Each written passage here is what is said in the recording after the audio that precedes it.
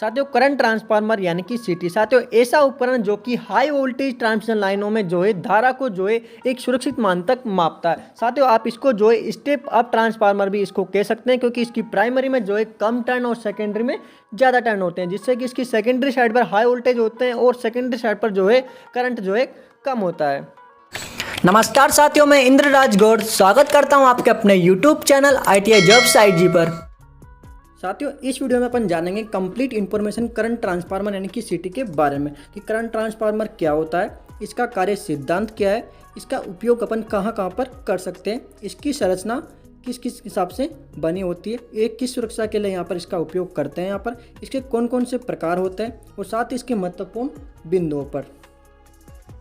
साथियों सबसे पहले बात करते हैं करंट ट्रांसफार्मर यानी कि सीटी क्या होता है। साथियों यह एक ऐसा उपकरण है जो कि एसी यानी कि प्रत्यावर्ती धारा को मापकर उसे कम स्तर पर लाता है, जिसे उच्च वोल्टेज वाली लाइनों में करंट को सुरक्षित रूप से मापना आसान हो जाता है। यानी कि साथियों ये क्या करता है, जो प्रत्यावर्ती धारा होती है उसको कम स्तर तक लाता है, जिससे कि क्या होता है इसको आसानी से इसकी धारा को यहाँ पर अपन इसके द्वारा माप सकते हैं, छोटे जो एम्पेयर मीटर है उसको लगाकर।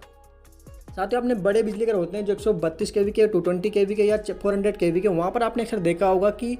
जहाँ 132 kV की लाइन आपके गेंट्री पर आती है वहाँ पर क्या होता है साथियों, सबसे पहले आपका LA लगाया जाता है। LA के बाद में आपकी दूसरे नंबर पर लगाई जाती है PT यानी कि पोटेंशियल ट्रांसफार्मर, और तीसरे नंबर पर जो डिवाइस लगा होता है, उपकरण लगा होता है, वो होता है आपका करंट ट्रांसफार्मर।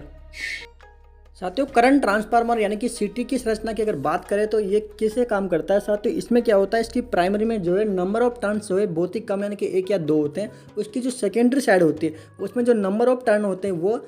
प्राइमरी के मुकाबले ज़्यादा होते हैं। यानी कि एक तरीके से ये स्टेप अप ट्रांसफार्मर की तरह व्यवहार करता है। इसको आप जो है स्टेप अप ट्रांसफार्मर भी यहाँ पर जो है बोल सकते हैं, क्योंकि इसकी प्राइमरी में टर्न कम होते हैं और सेकेंडरी में ज़्यादा होते हैं, इसलिए जो है स्टेप अप ट्रांसफार्मर होता है। जब स्टेप अप ट्रांसफार्मर होता है तो उसमें क्या होता है आपके वोल्टेज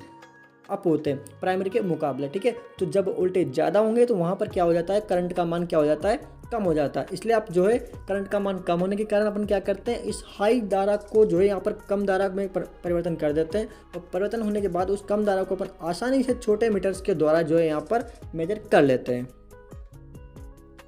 साथियों बात करें इसके कार्य सिद्धांत के बारे में, तो कार्य सिद्धांत साथियों इसका जो ट्रांसफार्मर का कार्य सिद्धांत है म्यूचुअल इंडक्टेंस के सिद्धांत पर काम करता है, उसी प्रकार से यह भी उसी सिद्धांत पर काम करता है। इसमें भी क्या होता है, करंट ट्रांसफार्मर का काम जो है प्राथमिक वाइंडिंग में बहने वाली करंट के कारण उत्पन्न चुंबकीय क्षेत्र को द्वितीय वाइंडिंग में प्रेरित करना होता है, ठीक है। जो आप प्राथमिक वाइंडिंग में जो है प्राथमिक जो वाइंडिंग होगी उसमें धारा बहेगी तो उसके आसपास क्या होगा, चुंबकीय क्षेत्र पैदा होगा, और उसी चुंबकीय क्षेत्र को जो है सेकेंडरी वाइंडिंग जो वहाँ पर कट करेगी, जिसके कारण जो है वहाँ पर भी इसी प्रकार से म्यूचुअल इंडक्टेंस के द्वारा इसमें जो है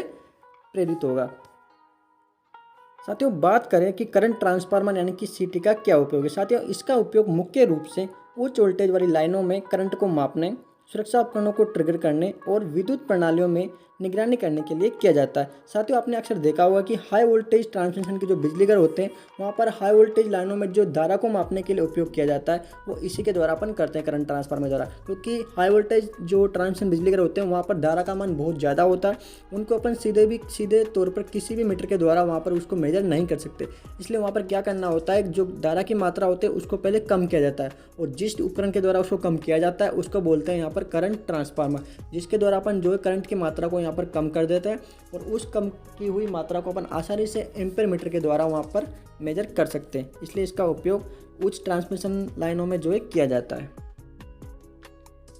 साथियों बात करें संरचना की, यानी कि संरचना इसकी किस हिसाब से इसको डिजाइन किया जाता है। साथियों इसमें एक कोर होता है जिस पर प्राथमिक और द्वितीयक वाइंडिंग होती है। प्राथमिक वाइंडिंग में करंट ले जाने वाला कंडक्टर होता है, जबकि द्वितीयक वाइंडिंग में मीटर या अन्य उपकरणों से जुड़ी होती है। तो साथियों आप समझ सकते हैं प्राथमिक वाइंडिंग में वही वाइंडिंग होती है, जैसे वो आपके 3 फेज होते हैं RYB, तो उनमें से हर फेज पर अलग अलग सीटी लगाई जाती है। तो जो फेज वाला वायर होता है जिसमें करंट बहता है तो वो आपको वहाँ पर प्राथमिक वाइंडिंग हो गया, और सेकेंडरी वाइंडिंग से जो है आपके मीटर वगैरह कनेक्ट होते हैं तो वो आपकी सेकेंडरी वाइंडिंग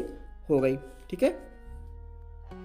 साथियों सुरक्षा की बात करें तो करंट ट्रांसफार्मर उच्च करंट को कम करके सुरक्षित स्तर तक लाता है, जिससे कि क्या होता है कोई भी अपन जो है किसी भी छोटे मीटर के द्वारा जो है उस हाई करंट को जो है आसानी से मेजर कर सकते हैं, क्योंकि ट्रांसमिशन लाइनों में जो करंट की मात्रा होती है बहुत ज़्यादा होती है। अगर उसको सीधे तौर पर किसी भी इंस्ट्रूमेंट से अपन मेजर करेंगे तो वहाँ पर जो है दुर्घटना होने का खतरा आपको होगा और उसको मेजर नहीं कर पाएंगे। इसलिए क्या होता है करंट ट्रांसफार्मर के द्वारा जो हाई करंट को अपन यहाँ पर कम कर लेते हैं,